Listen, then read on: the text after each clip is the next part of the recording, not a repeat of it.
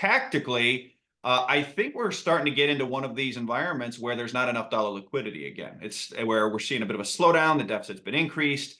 And so I think we're going to start moving into one of these types of environments like we saw in the third quarter of last year and in the first quarter of last year and in the third quarter of the year before, and where there's not enough dollar liquidity. And that's tactically, probably a lot more volatility coming across a lot of different asset classes. Until the policymakers inject more dollar liquidity.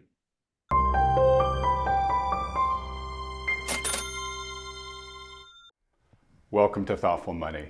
I'm its founder and your host, Adam Taggart. Former Vice President Dick Cheney famously said, "Reagan proved that deficits don't matter." Well, true or not, running greater and greater federal budget deficits has become standard operating procedure for Washington, D.C. When Cheney uttered those words, the annual deficit was in the low hundreds of billions. Well, it's projected to be $2 trillion this year. At that scale, today's guest expert would argue that deficits are indeed starting to matter because the U.S. is now increasingly challenged to service the debts and other associated liabilities that have accreted from all the years of rising deficit spending. In fact, he concludes we're on a collision course for a sovereign debt crisis, one that will take the purchasing power of the US dollar down with it. To find out why and what can be done about it, we're fortunate to welcome Luke Gromen, founder of macro research firm FFTT LLC, back to the program. Luke, thanks so much for joining us today. Great to be here again, Adam. Excited to talk with you. Thank you. Same here. Luke, in between your appearances here, I just get hammered with folks asking me when you're coming back on. So glad that you're able to come back on now. Hopefully those folks will be appeased at least for another week or two before they start asking me again. All right, lots of questions to ask you, but let's just start with the kickoff one. I always like to toss to you at the start here. What's your current assessment of the global economy and financial markets? My assessment of global markets and the global economy really break down into structural and tactical. So structurally, U.S. fiscal deficit just got upgraded from $1.5 trillion to $1.9 trillion. So let's just round that to $2 trillion by the CBO a few weeks ago. That $2 trillion compares against a global GDP growth. Let's say global GDP is 110 trillion, growing 6% nominally. That might be too high, but let's be conservative. That's $6.6 trillion of nominal GDP growth. The U.S. government needs $2 trillion of it just to keep the wheels on the car.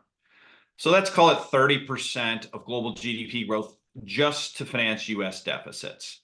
That number is probably too high. That starts to create dollar liquidity tightness, dollar up, everything else down kind of dynamic. As that feeds on itself, as that drives a stronger dollar, tighter liquidity in dollar because of U.S. deficits, drives slightly slower global growth. Now that's 6% on 110 trillion nominal growth. Maybe it's only 5.5 or 5%. So now let's say it's 5%. So now we're talking about 5.5 trillion in dollar growth on an annualized run rate.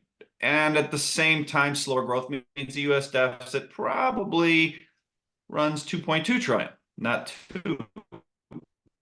So now we're talking 2.2 on 5.5, that's 40%.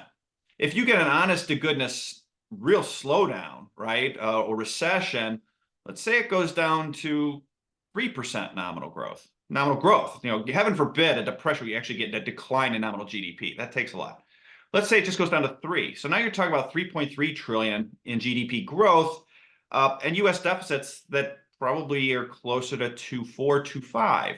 So now you're going to be needing 2.4 on 3.3 trillion. You're talking about 70% of global GDP growth needed just to finance the U.S. government. So that crowding out impact, all else equal, will drive the dollar up. As the dollar goes up, foreigners will sell what they can, not what they want to defend their currency. That's treasury bonds. That's going to send yields up. That's going to slow the U.S. economy. That's going to slow the global economy. Watch, rinse, repeat until we either get things to really come unwound or someone supplies more dollar liquidity, Fed, Treasury, somehow, some way. So structurally, that's the environment in which we're in. And as you look back over the last 5 to 6 years, it's really just are, is there enough dollar liquidity or isn't there? And if there isn't, you own the dollar and you own gold and you don't own anything else. And if there is enough dollar liquidity, you're short the dollar, you're long gold, you're long everything else, and you do pretty well. And so tactically, I think we're starting to get into one of these environments where there's not enough dollar liquidity again. It's where we're seeing a bit of a slowdown, the deficit's been increased. And so I think we're going to start moving into one of these types of environments, like we saw in the third quarter of last year and in the first quarter of last year and in the third quarter of the year before, and where there's not enough dollar liquidity. And that's tactically, probably a lot more volatility coming across a lot of different asset classes until the policymakers inject more dollar liquidity. Okay. All right. Super interesting. Let's roll up our sleeves here. So basically you're saying US is already borrowing too high a percentage of global GDP. I believe, correct me if I'm wrong, but the growth rate of our deficit spending is pretty far outpacing the growth in US GDP, but global GDP as well. So this problem is only worsening. You just talked about how it's worsening under current conditions. And if we end up approaching some sort of global slowdown, global recession, things just get even worse, right? If we're looking around the rest of the world right now, nobody's killing it growth-wise, right? So we have some valid concerns on that. All right, so the dollar is, as a result, dollar liquidity is tightening, as you said, and that generally hurts the rest of the world even more so than the US, because the dollar-denominated debt becomes harder to service, and lots of countries out there have a lot of dollar-denominated debt, and that makes it harder for them to repay. There's this thing, we haven't mentioned the word yet, but the euro-dollar market, right? That's a big dynamic of the euro-dollar market. So you think this is going to go on and maybe create some sort of a vicious cycle here, whereas it gets harder for the rest of the world, their economies struggle more, they buy less from us, we don't do as well, and the sort of, you said, rinse, wash, and repeat, goes on until, if I heard you correctly, that the Fed and Treasury step up to provide more liquidity. I think most people watching this video would probably say, yeah, they're definitely going to do that. That's the new playbook. Now, I guess my question is how successful can they be in loosening dollar liquidity globally when they don't control the supply in the euro-dollar market, which is much bigger than the domestic supply of dollars? Like, can they really ride to the world's rescue here? Yeah, I think they can. So you raised a really good point, a number of really good points. The first of which was that the deficit in the US is growing faster than nominal GDP, but there should be an asterisk to that, as that is a function of where the dollar is, right? The weaker you get the dollar, the faster nominal GDP growth will grow, and the faster GDP growth goes, that shrinks the US share, and that allows the economy to grow, and vice versa. So you tell me where the dollar is, and we'll see how fast that machine is running. Yes, the euro dollar is bigger. They don't control those, et cetera, but in aggregate, foreigners own $57 trillion of US dollar denominated assets on a gross basis, $22 trillion net. 8 trillion of that is in treasuries. And so it is not evenly spread. So you have to take each one on a country by country basis. But in aggregate, I think the view that foreigners will get hurt worse first is not necessarily as true anymore. We've seen that. The fact that the United States banking system has had problems, the fact that the United States Treasury market has had problems before China has blown up or had a currency crisis, I think tells you all we need to know about this net international investment position, which is to say, yes, the dollar gets stronger. Yes, the dollar denominated borrowings foreigners negatively impact them. Yes, the Eurodollar market negatively impacts them.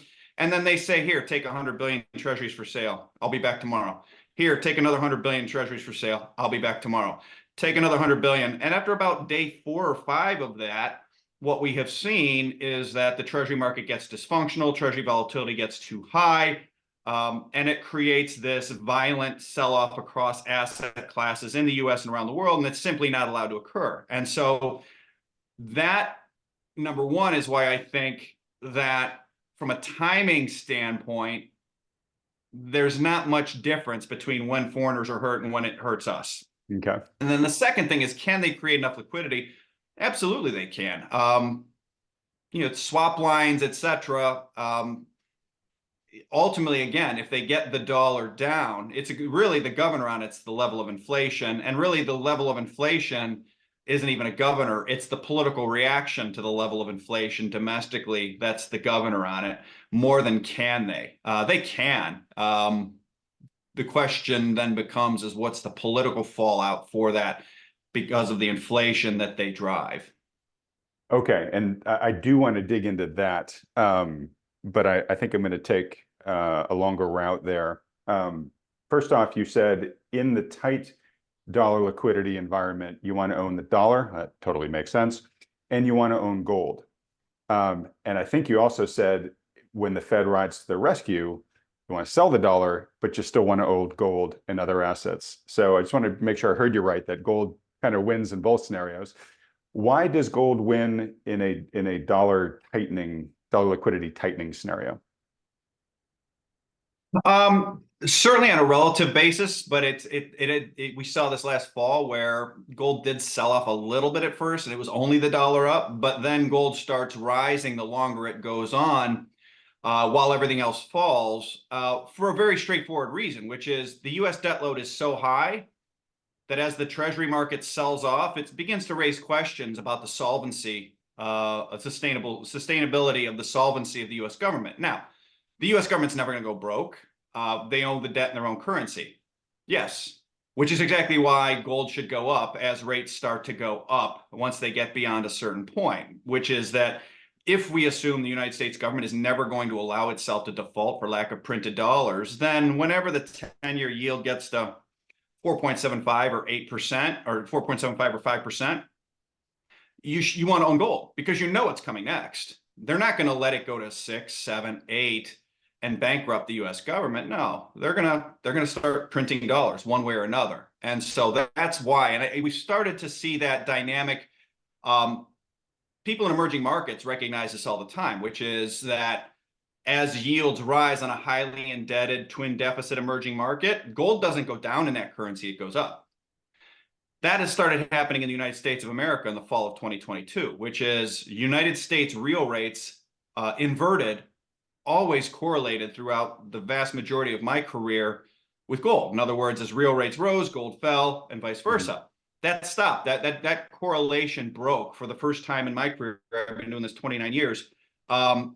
In the fall of 2022. And that was a hugely important message that has continued to this day, which is the US debt and fiscal position is beyond the tipping point where rising rates are now good for gold, because rising rates, you get out your calculator and it's not a TI-82 or whatever it is, or an HP-12C, for all the old timers out there. It's a, like you can do it on your iPhone. 35 trillion plus 2 trillion in deficit new, plus refinancings, plus if the dollar goes up, 8 trillion for sale. They can't afford 4 3/4 or 5%. So then it becomes down to, do you think they are going to slash defense spending, slash entitlement spending by 25 or 30% effective immediately and permanently? I think there's zero chance of that. That's what they would need to do to make the math work for like a moment in that case, so that they could make room to pay 4 3/4 or 5% at the long end of the curve. Or are they going to cut rates to make room? Possible, but that's great for gold. Or are they going to keep rates, not cut anything, and find other ways to weaken the dollar, inject dollar liquidity, which is also great for gold? So it's really a function of the rules change once you hit 120% debt to GDP and 7% of GDP fiscal deficits, with central banks still not buying more treasuries on net. And those rules changed starting about 10 years ago, but it showed up in the gold versus real rates chart in fall of 22. Okay, so is it correct to say then that gold is sort of a leading indicator here of what's to come, where people are looking at the rising rates and basically saying, yeah, the economy, it's so indebted, it's not going to be able to sustain these for very long. They're going to have to revert to easing. So let's start placing our bets now on gold. And then when they actually announce the fact that they're easing, gold then surfs that wave because that's what it was telling everybody was going to happen. Yeah, that's exactly it. It's at the end of the day, the separation from gold and U.S. real rates, inverted U.S. real or 10-year rates, is simple. The United States cannot sustain its debt load for very long without negative real interest rates, increasingly negative real interest rates. All right, so let's go right there. So in our previous discussions, as I mentioned in the intro, you've warned about the U.S. and I think other G7 countries too, because this playbook is not unique to the U.S., are kind of hurtling towards a sovereign debt crisis because we've been amassing, as we do all this deficit spending, we're amassing debts all along the way, and we have these, entitlement programs and mandatory spending and all these commitments, these other liabilities just on top of the debt itself that we've amassed. And we're growing that at a much faster rate than our GDP, which we already talked about earlier. So the danger there, as you've been warning about, is eventually you get to, like with a black hole, an event horizon, right? The event horizon with a black hole is where you can no longer escape it, right? The black hole then sucks you in. So you were warning that we're in danger of hitting an event horizon where the service costs of the debt and those liabilities becomes greater than our tax receipts. And then we're just stuck because we can't pay our obligations with income. We have to pay it with printed money, and then that just creates a vicious spiral and the currency gets destroyed. You're nodding as I'm saying this, but first I just want to double check, is that still your outlook? And if so, what inning, I know your boys are big into baseball, what inning do you estimate we're in this journey then?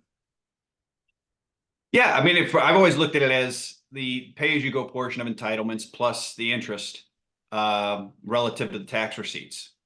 And here too, it's a function of the dollar, of inflation, and of asset prices, right? So in 2020, let's back up in terms of the innings. I think I first looked at this dynamic in, call it 3Q16. And at that point, I was looking at it as the big three, right? So the big three were entitlements, defense, interest.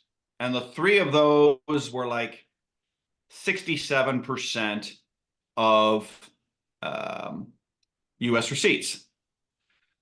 And by 2018, I had thought in 2016, I would have thought, okay, 2020, you're probably going to get close to 100%, and then things start to get tricky in the big three.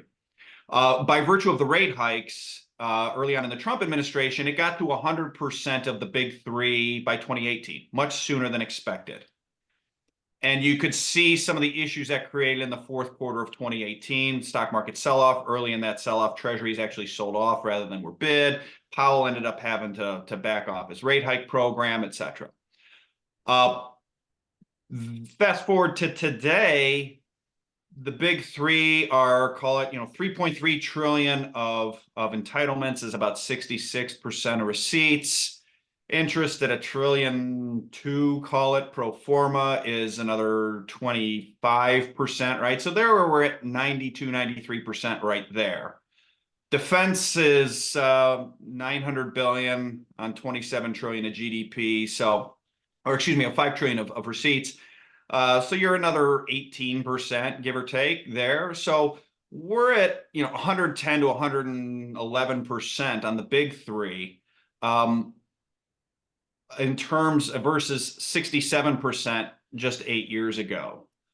So we are in a place where we're structurally, again, assuming we're not going to cut defense in a new Cold War, assuming we're not going to cut entitlements, especially in an election year, and then that leaves only Fed rate cuts. in terms of managing those big three numbers, which drives more liquidity. So um, we're late in the game from a structural standpoint.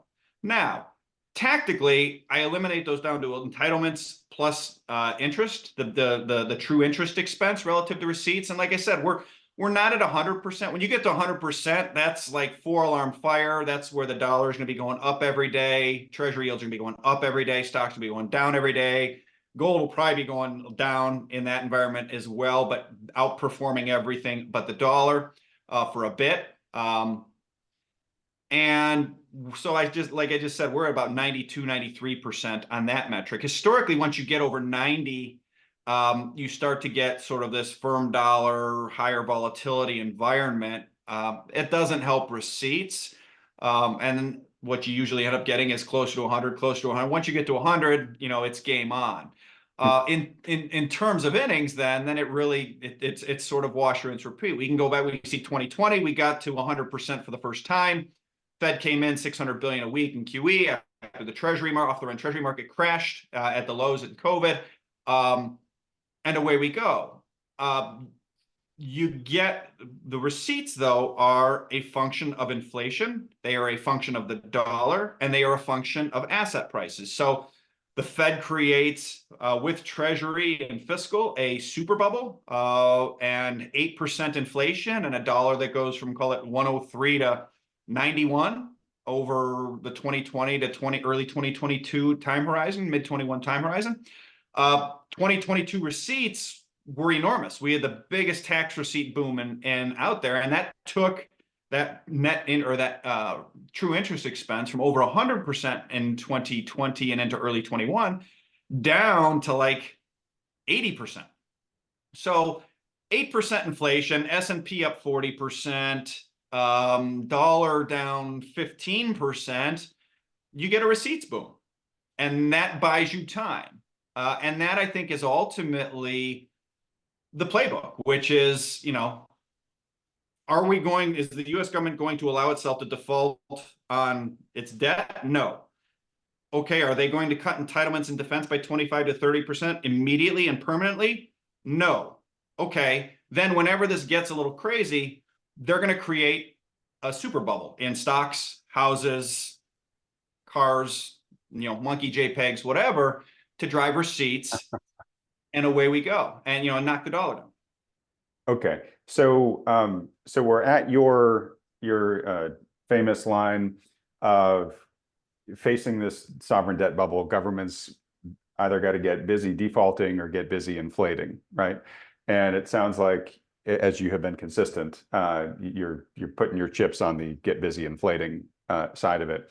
So yeah, it's interesting. So because they can monkey around with both sides of the ledger by intervening, it is like playing a baseball game where they can widen or shorten the distance between third and home, however they want, right? So that's exactly it, and throw innings on at the back of it, right? Like, well, we're losing by too much, so we're not going to play 9, we're going to play 12.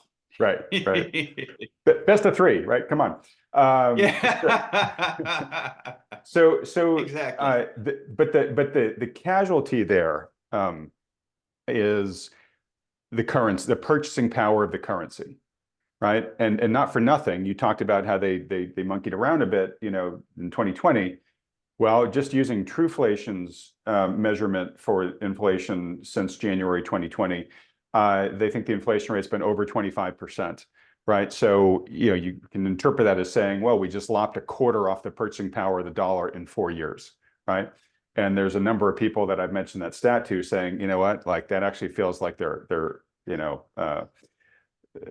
feels like a low number compared to what I'm feeling in my regular life, right? So, that can't continue forever because the currency is what your populace uses to live, right? And when they take steps that try to create a super bubble, like you said, what happens? Well, you see the people at the very top do great because they own the assets that respond to that, where increasingly the folks who aren't at the very top, and I'm talking bottom 80%, maybe you could argue bottom 90%, they're getting left further and further behind here, right? So I got to imagine, Luke, the governor here could potentially be a social breaking point before you get to a fiscal one. Don't know, but I do think that that's a fair concern. What are your thoughts on that?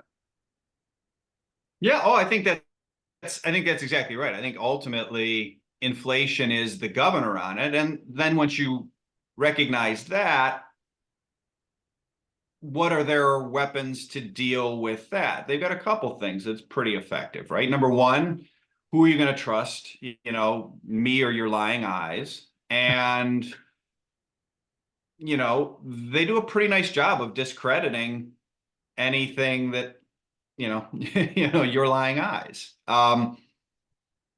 Furthermore, they do a really good job of keeping the bottom 95% of this country, maybe even the bottom 98% of this country, focused on left, right, blue, red, and who's to blame for it versus the actual underlying issue, which is currency mismanagement. It hasn't mattered who's been in office, not really. But as long as they keep people focused on social justice issues and climate change and stuff that maybe will matter someday and on the climate change front, they're not focused on like what the real issue is. And so I think that is a tactic that policymakers employ as well. I mean, witness what we're watching with U.S. politics today. Is it's not, there's no discussion about the level of debt and deficits and the sustainability of all of this and how it's inflationary no matter what, and that they're both running a version of the same economic policy. It's all about whether one is a senile old man who's fit to serve and one who's a criminal who paid off a stripper, right? Which is like, I'm not playing politics. I don't care. It doesn't matter to me. I don't care if he paid off a stripper. Like there's guys that were running this country that killed 500,000 people in a false war. They're out running around free. So like the fact that they can keep people distracted, great, like awesome, like for them. And that buys time to this whole, extend and pretend. And then ultimately, if they can go long enough where the boomer generation who has all of the obligations and, vast majority of the obligations and a vast majority of the money, then the math can work, right? If the boomers largely pass on and pass their money largely on to their kids, the United States fiscal situation sort of is okay. You have a bunch of 45-year-olds holding, 70 trillion in assets in the prime spending time of their life, and that 3.3 trillion in obligation annually for entitlements falls dramatically, particularly if it's the sickest 20% of boomers that pass on. So let's dig into that for a minute, because I don't disagree with what you've said. I completely agree that the bread and circuses go on. Don't pay attention to the man behind the curtain. Just fight amongst yourselves. But that only works so long as you're above a certain level on Maslow's hierarchy of needs, right? Like I agree. There's no discussion about the deficit spending or the debt overhang or any of that stuff, right? That people who are watching this video cares about. But the number one issue that voters say they're going to vote on in this election is inflation in the economy. So they understand it through their lens of just, hey, I'm having trouble paying my bills, or my grocery bill doubled, over the past couple of years. So it is, things are sinking lower in Maslow's hierarchy of needs, where people are beginning to say, look, I don't really give a crap about other things in the world that aren't putting food on my table. Yeah, if I were feeling a little more flush, I'd care more about Ukraine or intersex bathrooms or whatever you want to distract me with, but not now, right? And as I mentioned, we lost a quarter of the purchasing power of the currency, at least a quarter, in just 4 years. So to your point there about the baby boomers, that's going to take, we're still hitting parts of the baby boomer, the younger parts that are hitting retirement age at 10,000 people a day, right? It's going to take like 15 more years or so before they're dying at 10,000 a day, right? So if the current trajectory continues of loss of purchasing power, I don't know if they can play it out that long. I also wonder, there is going to be a big intergenerational wealth transfer, no doubt. I do question whether it will be as big as people think, because there's lots of things out there trying to take that wealth from the existing boomers, and they're out spending it too. You know, they're enjoying it while they have it. But I talk a lot on this channel about the difference between, in this environment, why it's so key to understand the difference between the mean and the median. If you look at the mean, well, if you look at the mean average savings of boomers, it's actually pretty depressing. I mean, it's in the hundreds of thousands. It's not enough to keep you going for the next 20 years. But if you look at the median, it's just terrible, right? I think like more than 50% of boomers don't have anything basically saved, right? And so if that intergenerational, transfer does happen, it's going to be going to a minority of millennials, right? So they'll be fine. I agree with you. They will be fine. Can they power the economy on average going forward? I'm not entirely sure, because if these trends continue, I think more and more and more of who's left on this planet, or at least left in the States, is likely to be doing less well than they are today, barring we get our act together and we start growing and, we start creating real value, economic value going forward. So I don't know. It's just my way of saying, I got a lot of skepticism that they can keep this, hey, look over here playbook going for another 20 years before this transfer might help, right? I think it's fair. I don't know that they can go that long, and I don't. It's very tricky, right? And that gets into all kinds of bigger issues potentially. Particularly if you start overlaying things like AI and humanoid robotics and things like that, where you could be compressing wages of the bottom 50. You can get another China shock, basically, except this time not just for the working classes, for sort of everybody below the 80th percentile or 90th percentile. And if that happens, that's only going to accelerate things. And right. That's tricky too. I hear this all the time of, well, America's got the best demographics. Maybe. If nothing else is going to change, pyramid like this are great demographics, right? A few young, old people, lots of young people.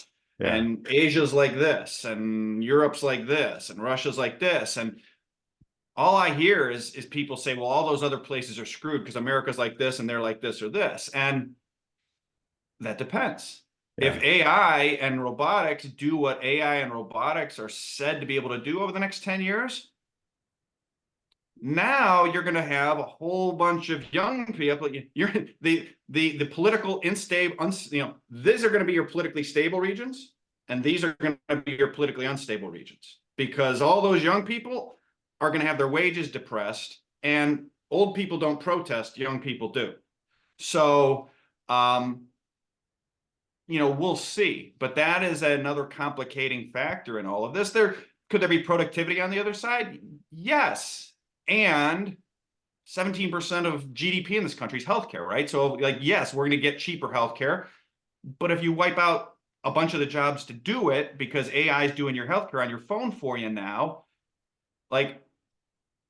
how does that, that's all fine, but the debt is the problem. Is the problem. And let me just interrupt there too, which is, in the healthcare, because it is a big chunk of GDP, the vast majority of those costs are going to people who are probably never going to be productive workers in the workforce again, right? Because most of healthcare cost and human life is spent in the last couple of years, right? So, we count it as GDP, but it's not really advancing the ball forward in terms of driving economic growth. No, it's digging a ditch one place and, pouring the dirt into a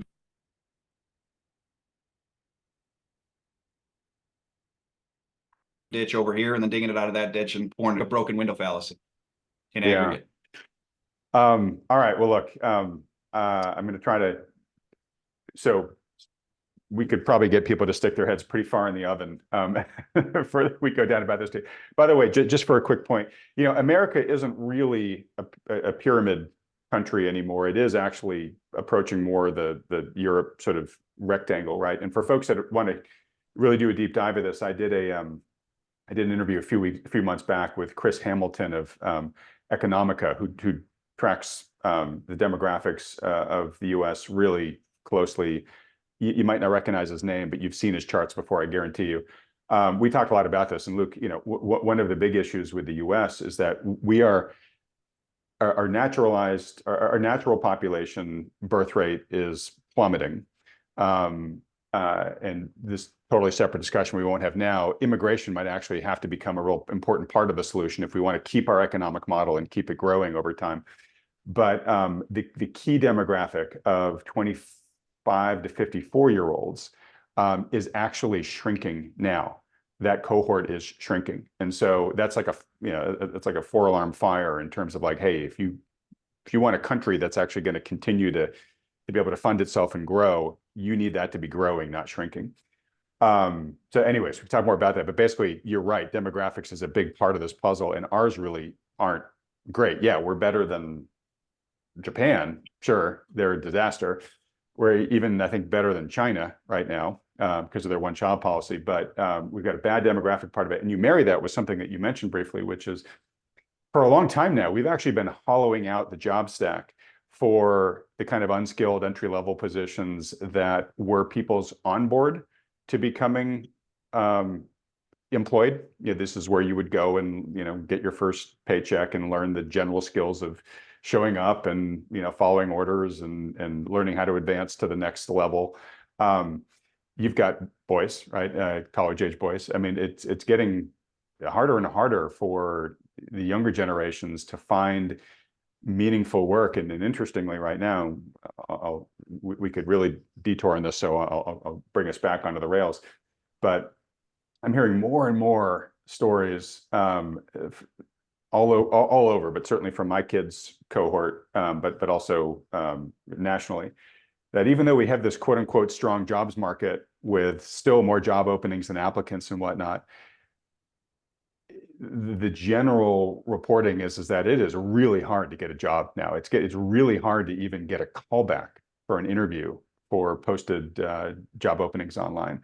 So even though we're kind of being told, hey, things are still really good in jobs world, the reported experience of most people really stands in stark contrast to that. And we could spend a ton of time talking about how believable we think the BLS numbers are and whatnot. But my major point is we want to combine your demographic concerns with the fact that we are making it harder and harder for younger generations to get on a career track, right? So nothing good happens from that. All right. So I believe you think this, but correct me if I'm wrong, which is the Fed's going to go back to stimulating and easing for all the reasons that you mentioned. But part of that is because we're entering this era, maybe have entered this era, who knows, of what's called fiscal dominance, where basically the central banks are trying to kind of do everything, right? They're trying to keep the economy going along well. They're trying to keep price stability. They're trying to keep people employed. But really their job at the end of the day is to try to keep the debt burden from spiraling out of control in the way that we've talked about. And so in fiscal dominance, they basically get to the point where they say, you know what, we can't do everything anymore. And at the end of the day, the number one thing is keeping the debt manageable. So they'll do things like give up their jobs mandate. They'll do things like give up their inflation control mandate. Because at the end of the day, they got to keep that ever-growing debt pile from just destroying everything, from defaulting and taking the whole system out with it. Is that indeed the world we're in now? It depends on where the dollar is. So if you look at the too strong, you're going to send true interest expense above the level of receipts, and then you are in fiscal dominance. Basically, at that point, you're not covering, your fixed obligations, your debt-like obligation, interest-like obligations out of receipts.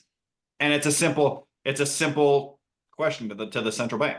Are you going to print the money to cover the difference, or are you going to go into a debt spiral? That's it. Those are your choices.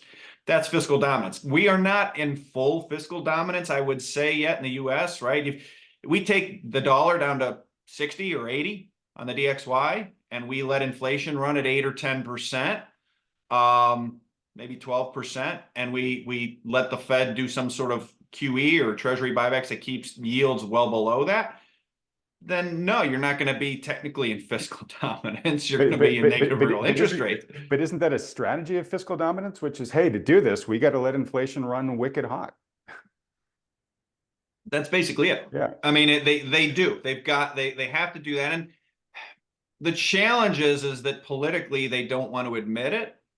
But the debt is where it is, which is to say they can get out of it for periods of time, and it looks like they're out of it, maybe slightly positive real rates for a moment, but then, you go back to the first thing we were talking about, which is in positive real rates with debt and deficits this high, the US is going to absorb too much of global GDP, the dollar is going to rise, the euro dollar market and the dollar debt will force selling of dollar assets, and you go into that death spiral. So like, we're not officially there yet, but we're pretty much there, dependent on the level of the dollar. It's 60 or 80, that's probably too aggressive. If they can keep the dollar going down slowly, then they can stay in some modicum of non-fiscal dominance, as long as they can keep the suckers at the card table buying long-term treasury bonds. Okay. That's where they start to get lost. Yeah. So let me ask you this. Do you think they can do that, march the dollar down gradually, and keep inflation at their 2% target? No. They're going to have Okay. to choose one or the other. Okay, good. I think you'll see the target go to, I think you'll see the target go to 3, or, they'll take the target to 3, and then, it'll run at 3.8, and they'll be like, oh, look, we're so close. It's, we're doing our job. And, hey, look, that guy just did that, or this guy just did that in the presidential office, never mind the man behind the counter, behind the curtain. Okay. So I don't want to put words in your mouth, so correct me if this is an incorrect statement, but your counsel to viewers here would be, don't put a lot of faith in the Fed saying we're going to get to 2% and then we're going to make sure we stay there. It sounds like you're saying they just can't, at least as long as the trajectory, we continue heading in the trajectory we're on. I mean, I'm they hit it briefly, astonished. sure, but No, I'm astonished that Americans put any credibility in any other policymakers' utterances, and I'm astonished that any people put any credibility in any of their policymakers' utterances. I mean, I guess like it's really Stockholm syndrome, right? Like NAFTA was supposed to be good for the middle class. China and the WTO was supposed to be good for the middle class.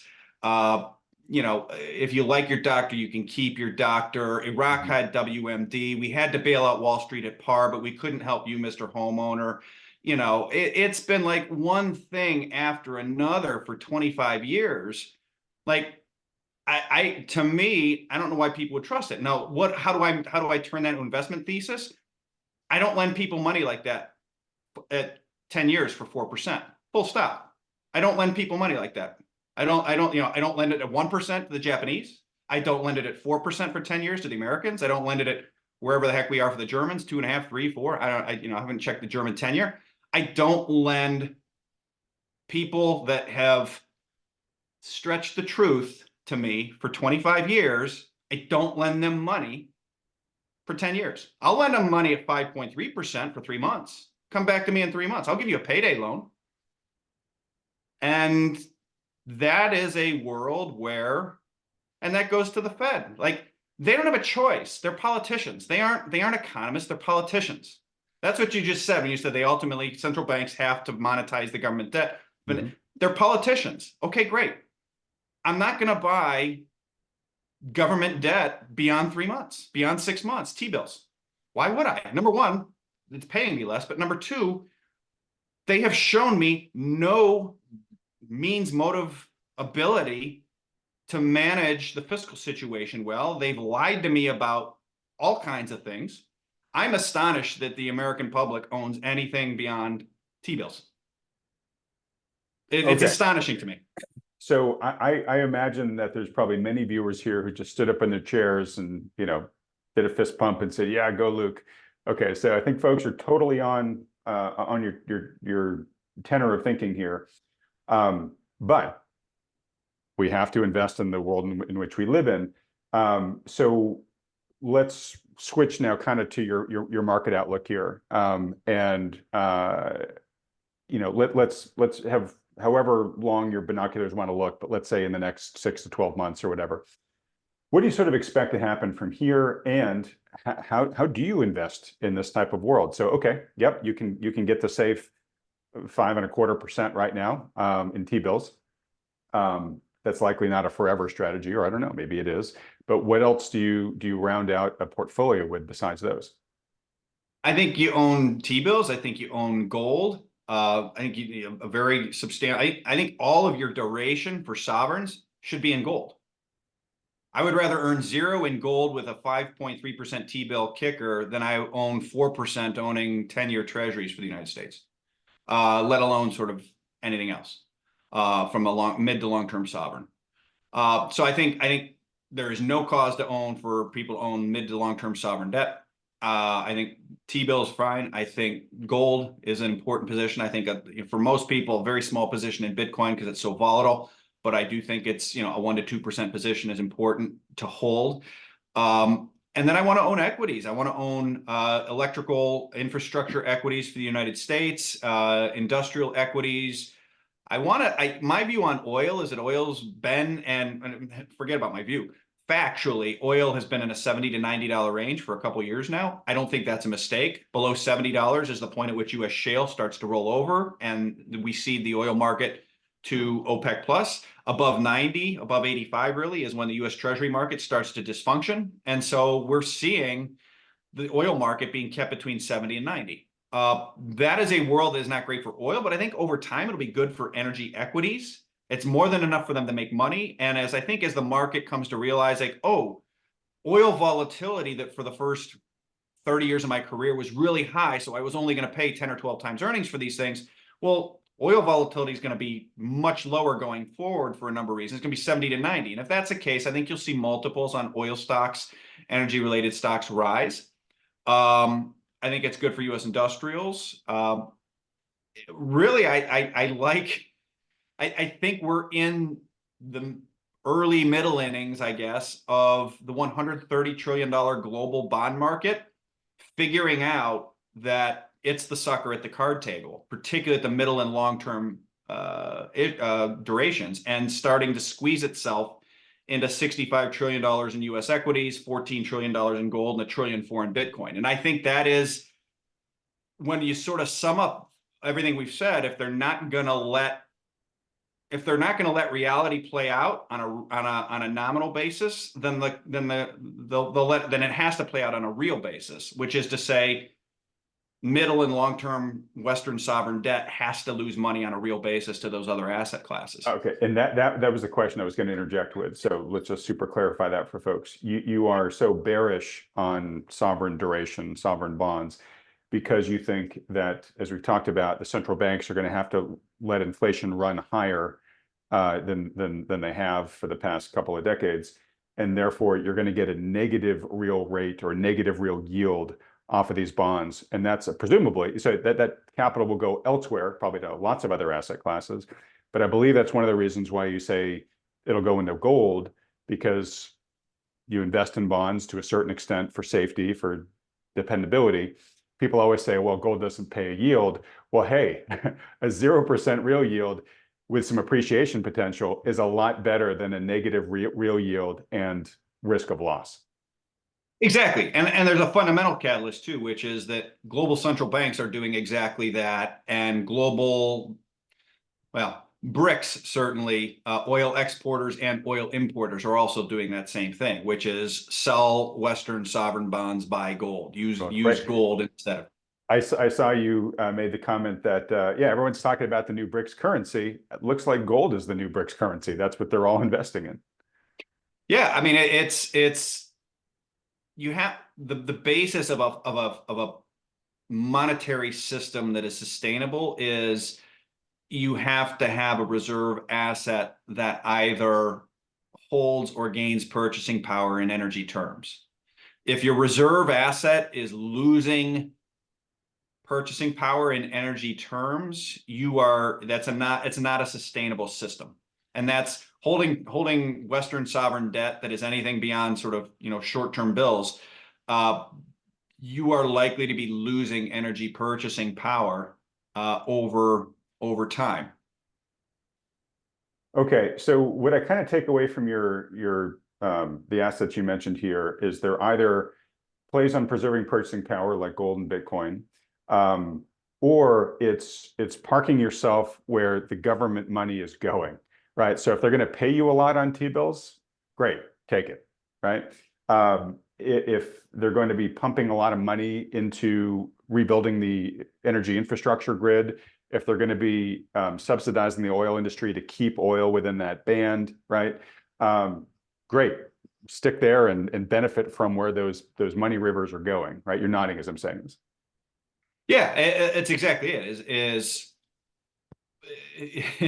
On some level, it's intellectually offensive, but it's look, you have an emerging market, a country with an emerging market system, except that can print all the money it wants to print because it's the reserve currency issuer, emerging market situation doing this and increasingly financing itself in the bill markets, right? And there's, the shorter you get in duration, the more cash-like the bond is, right? A dollar bill is just a 0% yielding bond of zero duration. That's why it says Federal Reserve note on it. A note is just a bond. So T-bills are a little bit less money-like, and the longer you go, the much less money-like they are. So the more you hear the Treasury financing in bill markets, the more you should interpret that as the closer we're getting to the Treasury financing itself by just printing dollars. And so it's going to be secularly, structurally inflationary, all else equal. And look, why are they doing that? Simple. Because there's not enough demand for the size of the issuance they want to issue anywhere except in bill markets. If they tried to place $2 trillion deficit at a 10-year yield to term it out, they break the market. There's not enough demand there at that level. And so they're doing it in bill market because they have to. That's where the demand is because of its use as collateral, et cetera, in the system, which is fine. But again, that's arguably stimulative on some level. Okay. And presumably, for all the reasons you talked about, you expect all the central planners to go back to the playbook of easing and stimulating and whatnot, including the Fed. But obviously, a recession just sort of accelerates the timeline and the magnitude of all this stuff in the short term, right? So in other words, were the U.S. to start slumping into recession later this year or early next year, I'm guessing you would expect a pretty instant and pretty extreme or pretty robust response from all the central planners, including the Fed. Is that correct? Yeah, if we had one, I don't think we're going to have one.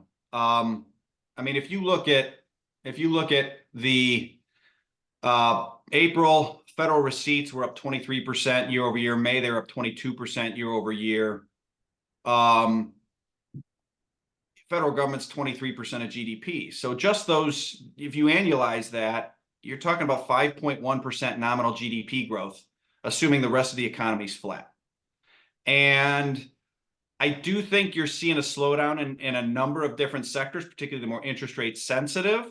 But against that, you've got the boomers who are like, hey, YOLO, 75 trillion, I'm going to spend it. So it's sort of the point being is that if federal spending's running up 20 and continues to run up 20, and some of that it's gonna, because our entitlement's gonna slow. They're running 8. No, that's 3.3 trillion growing 8. Okay. Is defense gonna slow a whole lot? Defense is actually not growing a whole too fast. Interest expense is actually going to continue to grow really fast because we came into the year at a weighted average interest rate of, I think, 3.1%. They've moved to the front end. You're repricing the back end. That number is probably going to, unless the Fed starts cutting really aggressively really soon, that number is probably heading towards 4 and change over the next 18 months. And so that's when you look at that plus the 8% CAGR growth of federal debt, you're talking about interest expense, which used to be a tiny little line item that didn't matter, but now it's 20% of the budget. It's probably going to be growing, 20% a year over year. So it's going to be regressive. It's going to be uneven, but I don't, unless you have like just a massive, some sort of massive catastrophe, I don't see how they can mathematically, I don't see how you can have a recession. Okay, I would love to dig more into that, but time-wise, we don't have time to do it. But it'll be fun to have you back on later on this year, and if it's still up in the air one way or the other, we'll dig into it then. But I appreciate the other side of the coin. I've had a lot of people on recently that feel more confident about the potential for a recession, so it's good to hear a counter argument. In the remaining couple minutes we have, let me go with this one.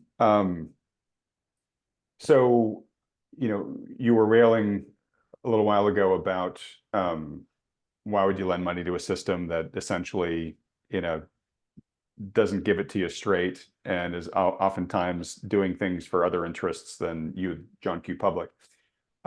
We have an election coming up. This is not a partisan question, but just an honest question, which is looking at our two candidates, leading candidates for both sides right now, would you expect any real material differences on addressing everything we've just talked about, depending upon who wins in November? So, do they have different ways of dealing with this, and it's more important to some than others? Or is this where they're sort of like a uniparty, where it doesn't really matter whether it's a red or blue president, they kind of still, everyone's committed to kicking the can down the road? I don't know that it matters for the headline deficit. I think it matters where the deficit dollars will flow. I mean, Okay. Biden is running Trump's economic plan. He's So we're just still running it a alcoholics, different we're part of just the drinking economy. different types of alcohol. Basically, yeah, exactly. And the one thing I would say that I think is worth mentioning for both candidates, really, who no matter who wins, if it's one of the two running, as we stand now, they're going to be in a unique position, which is to say they can't run again after this. They're not going to be running for re-election. And in early 25, they're going to have a full 2 years until the midterms. And so something I've started to think about is that if you're going to do something drastic, You do it early. it's going to happen in the first half of 25. And maybe Okay. in the first quarter of 25, look, what's drastic? Massive entitlement reform. That could be something. A significant devaluation of the dollar. That is something that could happen. But it's going to happen because once you get into the second half of that year, it's going to be too late. They'll be moving towards midterm. So there's this sort of unique setup, historically unique setup. I've not thought a whole ton about it other than that, but just there's this window. I think there's a window open in the first half of 25. So look, entitlement reform, you can't do it without devaluing the debt first. That's the thing. You have to devalue the debt before you start any kind of austerity program, or you're just going to create a debt spiral. So, like, to me, the window's open on some sort of, currency movement, dollar weakening agreement, something in the first half of next year, one way or another, no matter who's president. I think it can be done different ways, but the same kind of thing. Okay, so if there's going to be a shakeup, your money's on it happening real early so that they've got basically a couple of years to recover from whatever aftershocks might be from there, and they can still finish their presidency strong, but they rip the painful Band-Aid off real early to do that. Yeah, and it depends on what that looks like, right? I mean, if they do something where they drastically devalue the debt and then devalue the dollar, like, inflation's going to rip, but the S&P is going to rip, the economy is going to rip, growth is going to rip, jobs are going to like, and so yeah, there will be significant change. There'll be winners and losers, as there always are. There'll probably be different winners and losers than there have been for the last 40 years if you're talking about weakening the dollar in that way, or sort of clearing the decks for growth in this country, real growth again. So we'll see. But yeah, exactly. It's to me, it's first half of next year. is kind of interesting as a sort of rip the Band-Aid off for its rip the Band-Aid of possibilities because of the political setup for both of those men. All right. All right. Well, Luke, we're up at the hour. I hate to end it here. I could keep going for a lot longer. I know the audience would love for us too, but got to be respectful of your time as a very busy guy. Thanks so much for, again, making the time to come on the channel here again. Doors always open to you to come on anytime you're, in your analysis, you've got something that you think you want to magnify and get out to the world. Please let me know. You can come on here anytime you like. All right, I've got one last question for you, Luke, which I'll ask right after just a couple seconds of housekeeping here. One, folks, if you've enjoyed having Luke on the program, would like to see him come on again, please let him know by hitting the like button, then clicking on the red subscribe button below, as well as that little bell icon right next to it. And folks, we are, as of this recording, we are just 2,000 subscribers on this channel away from the 100,000 subscriber mark. So if you're one of the many watching who hasn't subscribed yet, it's totally free. Please do so now. It really help us out. Also, if you are trying to figure out how to navigate your wealth through the type of future that Luke has painted for us here, highly recommend that most people watching this do that leveraging the guidance of a good professional financial advisor, but one that takes into account all the macro issues that Luke talked about here. You will find if you go talk to a lot of them that when you overlay those two requirements, the fact that they're a good professional and that they understand all this stuff that Luke talks about and takes it into account in their strategy, that world gets real narrow real fast. But if you've got a good advisor who can do that for you, great, stick with them. But if you don't, or you'd like a second opinion from one who does meet those requirements, consider scheduling a free consultation with one of the financial advisors endorsed by Thoughtful Money. To do that, just go to thoughtfulmoney.com, fill out the short form there. Only takes you a couple seconds to fill out the form. The advisors will be in touch with you to have a conversation within 24 hours or less after you fill it out. And as a reminder, these consultations are totally free. There's no commitment to work with these guys. It's just a free public service that they offer. All right, Luke, the final question here is one I've been asking a lot of guests recently, and I'd love to hear your answer, which is obviously a very smart, very intelligent, very accomplished analyst. You've had a lot of success in your career running Forest for the Trees, or FFTT. What's one valuable lesson you've learned along the way that you think is worth sharing with this audience? Whether you think you can or you think you can't, you're right. That's been a big one for me. In everything, business, health, relationships, etc. So much of it is mindset. So yeah, it's there was a great, when I started FFTT, I read or as I was thinking about starting it, Jeff Bezos had something about called his regret minimization framework, where he projected himself forward to age 70 and looked back and thought, okay, would I regret this? And I knew I would regret it if I didn't try it. And it didn't always, it doesn't look today like I thought it would when I started 10 years ago.